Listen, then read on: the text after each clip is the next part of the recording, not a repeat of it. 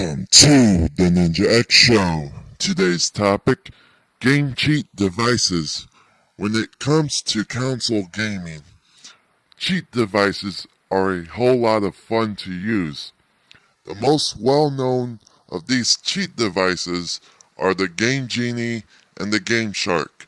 Let's take a look at each device and compare them to their counterparts. I own a Game Genie for both the Sega Genesis and Super Nintendo. The design and look of the Game Genie for the Super Nintendo looks futuristic and amazing. The design and look of the Game Genie for the Sega Genesis looks simple and decent. When you use either one of the cheat devices, they basically look the same on screen.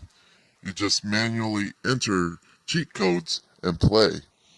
However, that is the flaw too, because you have to do this every time you play. None of the cheat codes for the Game Genie come preloaded with the cheats you've already used. That's because they never thought of adding a save feature for the cheats you've entered. This is where the Game Shark comes in handy, because not only does it save your cheats, you can also hack your game to create new cheats. So let's take a look at the Game Shark for the PlayStation 1, Nintendo 64, and Dreamcast. First, we have the Game Shark for the PlayStation 1. There were other versions of this Game Shark, but they look dull and boxy.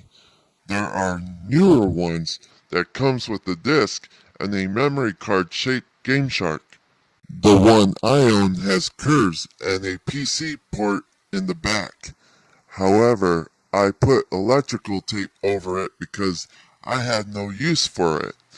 I also had to put Scotch tape over the label because it wasn't sticking well.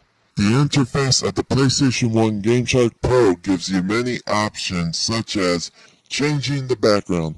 I have mine set to the color of green. You get to explore movie images or listen to soundtracks from the games via Explorer. It's definitely one of the best devices you can own for your PlayStation 1. Next, we have the Game Shark for the Nintendo 64. I own the Game Shark Pro version 3.3 for the Nintendo 64. The other versions look very similar to this one.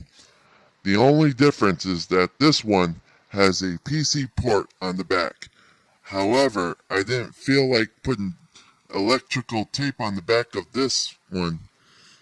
Instead, I got a case for it which sits very well with my other Nintendo 64 custom cases. The design and look of the Nintendo 64 cartridge looks futuristic and amazing.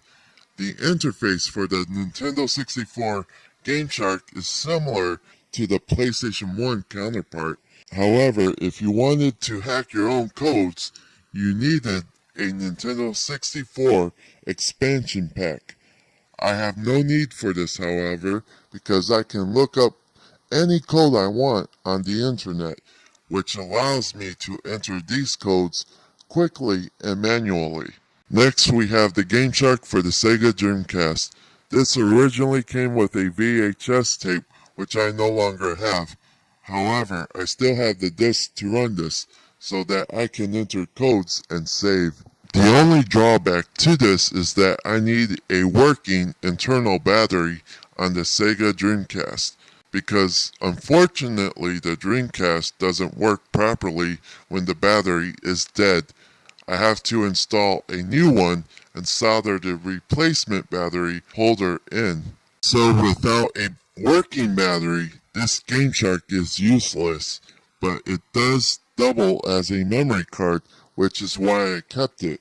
The design and look of the Sega Dreamcast Game Shark rocks, but it does look very similar to its PlayStation 1 counterpart. My advice is to solder a replacement battery holder onto your Dreamcast before buying this version of the Game Shark. The last cheat device I have is the Super UFO Pro 8. I originally bought this device to dump the Lobo ROM onto a SD card from the cartridge. It did not work for some reason. This cheat device is completely useless. It doesn't work properly. But then again, neither does my Game Genie for the Super Nintendo. I'm not sure if it's because I have a Super Nintendo Mini or it's just defective. Overall, only get the Game Genie if you're a hardcore retro collector. Otherwise, just use emulators to play with the Game Genie cheats. Only get the Game Shark if the emulators on your PC is completely shit at running games. I've had this problem with PlayStation and Dreamcast emulators. Some emulators don't include a Game Shark feature. This is one of the reasons why it's better to own a console than to download emulators. Even though the PC virgin race will lie to you and tell you that console games will run perfectly on PC, it won't. They had a hard time trying to emulate the Sega Saturn because of how complex it was. Programmers even pointed that out about the Sega Saturn. Even the controls for the Nintendo 64 emulator doesn't map properly on a PC controller. With that said, stick to the original hardware and games. Besides, it's better to legally own the physical copies of games. It's a lot more fun to collect for too.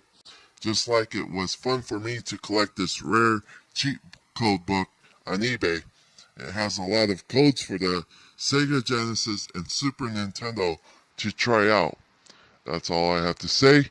Tune in next time for more truth, logic, and common sense.